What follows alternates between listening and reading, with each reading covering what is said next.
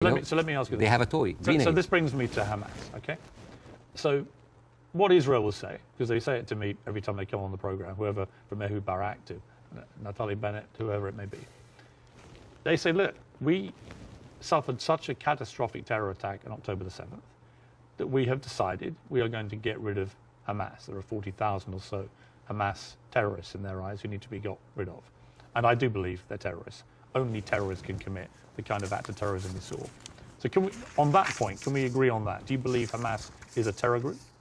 It is classified by America as a, I'm not a big fan of Hamas, and they are a militant group. Does like stuff like. Are they terrorists, do you think? Yeah. Cool. Okay. So we agree on this.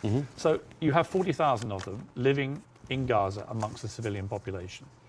If Israel has decided to eliminate a terror group, Hamas, as the world did with ISIS, for example, and I think there are a lot of parallels given the way they behaved on October the 7th to ISIS. How do you do it? How do you do it if you don't do it the way Israel is currently trying to do it? Exactly not the way that Israel does it, because if you have one of the most advanced military powers in the world, and it takes you 3 weeks, 9,000 Palestinian civilian death, 21,000 injured. As we are talking right now, Israel just bombed Jabalia, which is a known refugee camp. This is not self-defense. You know, like one of the most questions, like, does Israel have the right to defend itself? This is a no-value question. This is a no-value question. Well, I would ask a different point. I would say not only do they have a right to defend themselves, which every country would after a terror attack, right? But they actually have a duty and responsibility to their population to try and stop that happening again to them. They've been doing... And I do understand, and I agree with that. Yeah, but here's the thing. If it takes you all of that time, all of these civilians, to take out a few hundred guerrilla fighters... We don't know how many of the people who died. We don't know. It doesn't matter. Yeah, but Bاسm, you don't know and I don't know. We don't know, but right? We don't even know if the casualty numbers are correct because they're all coming from Hamas. And we should believe Israel? No, not necessarily, no. No, I don't believe either side. But here's my problem with Israel. Here's my point. I don't think we should assume that we know these statistics are correct.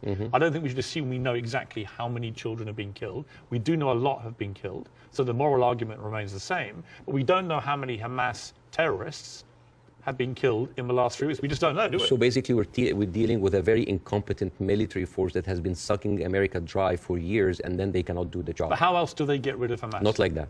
How do they do it? I don't know, but not like that, because they've been trying. But you've got to have another. They have. First of all, I'm not a military expert. Second of all, they've been trying the same thing for years. They go in. This is not an eye for an eye anymore. This is an eye, a limb, a life, a house, a neighborhood, a whole population for an eye. They don't. I mean, your friend Ben Shapiro, that you particularly despise. Oh, I love Ben Shapiro. He's very smart. Oh, yeah, but you've been very critical. I mean, that's fair enough. I'm sure he would be of you. But when I asked him about proportion, he said I don't care about a proportionate response. So let's kill civilians as Hamas did this, so we are going to get rid of Hamas. But it's not in his eyes. It wasn't eye for an eye, tooth for a tooth. It was this group of terrorists did this, and we are now going to rid the world of these terrorists. And this is very important to look at things in context.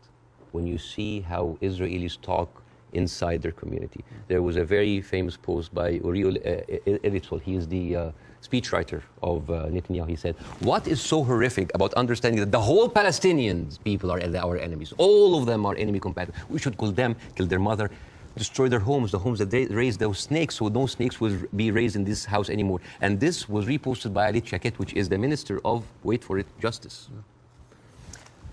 It's not about Hamas anymore. It is not about Hamas. They can tell you it's about Hamas, but it's not about Hamas. It is basically, they have said it many times, Piers. This is a way to kind of push them into Sinai. This is not about eradicating Hamas. This ship has sailed.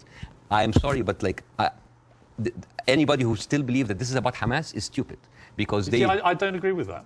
Really? No, because I think... But why they're... I tell you why I don't agree. There are like 100 people... I think any country that suffered the kind of terror attack that Israel suffered, with the kind of death toll that occurred that day, 1,500 plus people, grandmothers, kids, young women being raped, kidnapped, beheaded, it's been reported, and so on. Well, you can raise an eyebrow. I mean, they found a young woman's skull. Right? But what about the babies that were beheaded?